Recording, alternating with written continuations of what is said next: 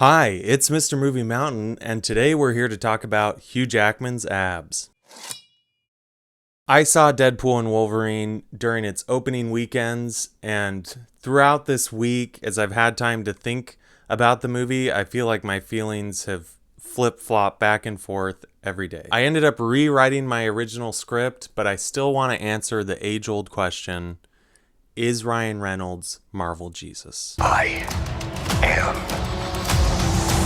Marvel Jesus. This video may contain spoilers, so fair warning for that. And with that, let's get into the first part of the video, homework. I think it's probably possible to enjoy this movie with only a vague familiarity with some of the main characters. But if you really wanted to enhance your experience and be able to follow the storyline a little bit better, here's some of what I would consider the most important things to watch and know about before going into this movie. And if I missed anything, go ahead and let me know in the comments down below. First, we have what I would consider required homework. So this is something that's going to help with your understanding of the story of the movie. So of course you have Deadpool 1 and 2, Logan, the movie about Wolverine, I think is heavily talked about and featured in this movie. And then Loki season 1 and 2 on Disney+. Then I would say there's helpful homework that isn't as essential, but will probably help you understand better a lot of the jokes and cameos that go on in the screen. Every Disney and Fox superhero movie ever, pretty much. Ryan Reynolds, not just as Deadpool, but outside of his Deadpool character, and then the Disney-Fox merger that happened a couple years ago. Now, I didn't watch all of these things or do all these homework. I've seen the Deadpool movies, but I never got around to watching Logan, although I want to, and hardly watched any of the original X-Men movies. But I still, had a good time and could follow the story well enough. In typical Deadpool fashion, there are a lot of fourth wall breaks and little winking jokes at the camera.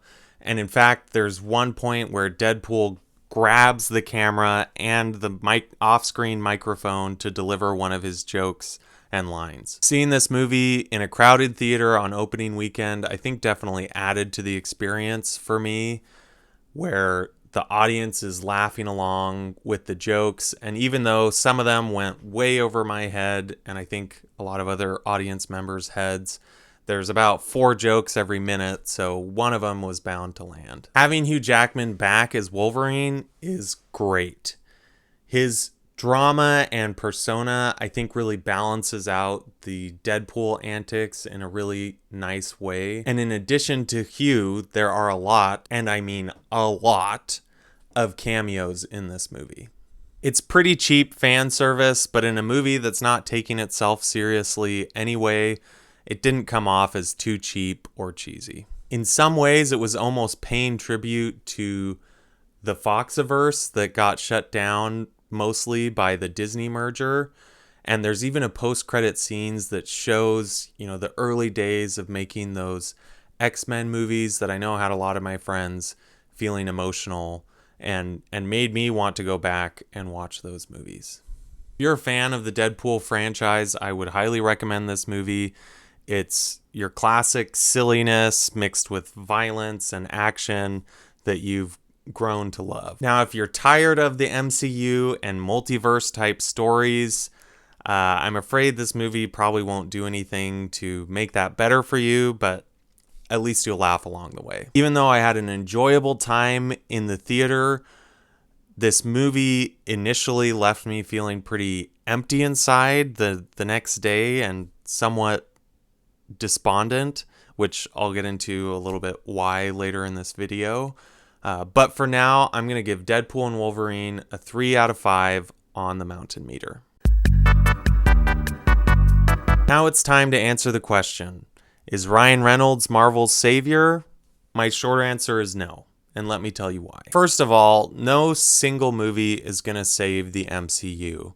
They've kind of backed themselves into this awkward position where the story has gotten too convoluted and intertwined for mainstream audiences to follow. I think it was really fun when the first movies were coming out and it was leading up to Endgame to see, the crossovers of different heroes in their standalone movies and meeting up and the intersectionality of it all.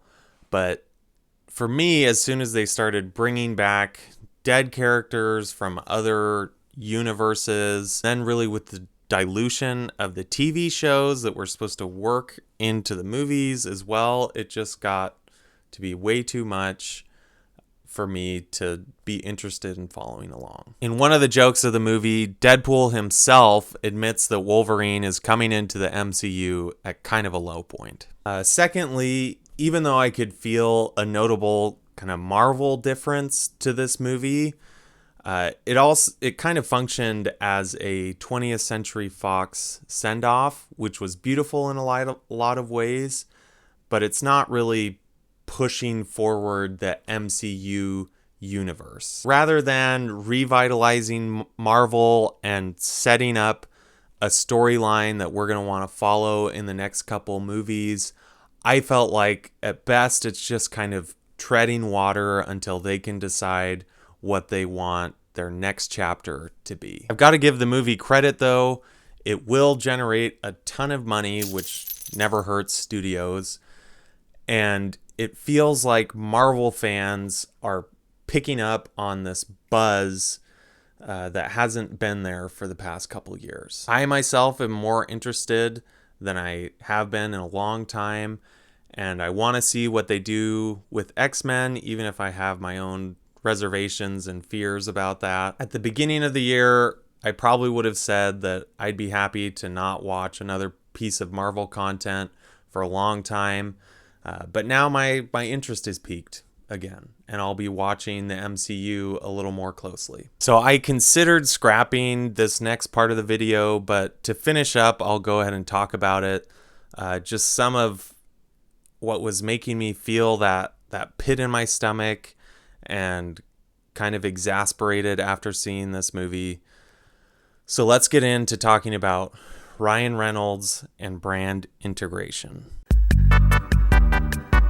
I've since shifted into a bit of a softer position around these issues, but I thought it was worth bringing up anyway. I'll just start by saying Ryan Reynolds' sense of humor is honestly a bit grating for me. I think his type of humor works well in the Deadpool movies because all the other characters find him annoying and let him know it throughout the movie. But when it's the 500th time that I've seen a Mint Mobile ad on YouTube, I want to gouge my eyes out. But that consistency of tone seems to be all a part of his plan. For example, this 2022 tweet from the Deadpool movie account, Deadpool 3 update.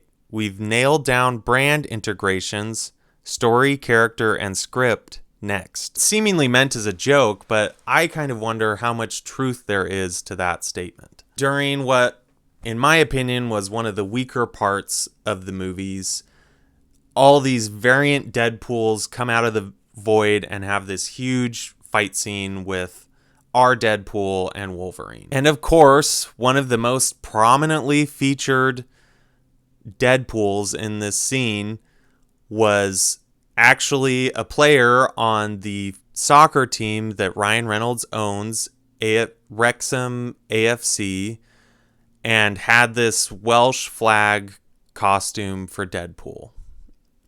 Now, some people, find this kind of Easter egg to be cool or, enhancing, but honestly, I'm just getting tired of it. I recently watched a Patrick Wilhelms video that talks about this very issue of movie stars as brands and how they're kind of watering down their content to try and work in as many cameos of aviation gin or whatever other product that they have. I'll link that video down below so you can watch it. He explains a lot of the frustration that I feel and felt coming out of this movie in probably a better way than I could. Wrapping things up, while this movie didn't work perfectly for me, I know it scratched an itch for a lot of Deadpool fans, and it was legitimately cool to see Hugh Jackman back as Wolverine. Hopefully we see good things come for the future of Marvel and the X-Men reboot works out. Till then,